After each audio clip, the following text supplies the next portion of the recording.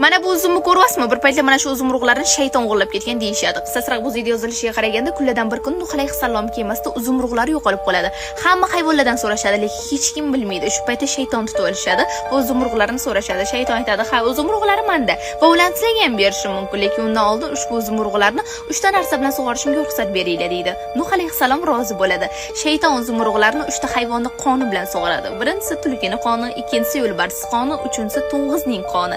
Keyinchalik o'sha uzum urug'lari katta bo'ladi, ulardan uzum ham hosil bo'ladi. Eng qizig'i ulardan keyin insonlar sharob olishni boshlaydi. Eng qizig'i kimda kim mana shu sharobni ichsa, xuddi o'sha 3 ta hayvonga o'xshab qoladi deyishadi. Ya'ni ichib olgan odam go'yoki tulkiga o'xshab insonlar bilan o'rtoq tutilishni boshlaydi, siypalanishni boshlaydi.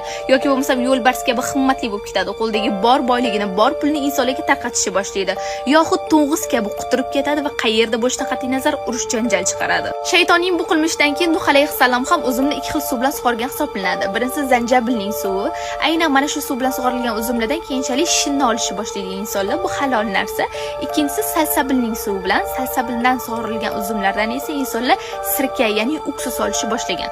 Eng qizig'i, aynan ularning manbasi, hammasining manbasi bitta uzum hisoblanadi. Faqat unda shaytonning yomonligi mujassam, ya'ni sharob oladi insonlar, mast bo'ladi, vino hozirgi. Ikkinchisi esa foydali, ya'ni payg'ambarning qilgan yaxshiligi sirka yoki shinni olib ishlatishadi. Asosi bo'lgan uzumni esa insonlar haligacha yaxshi ko'rib yeydi.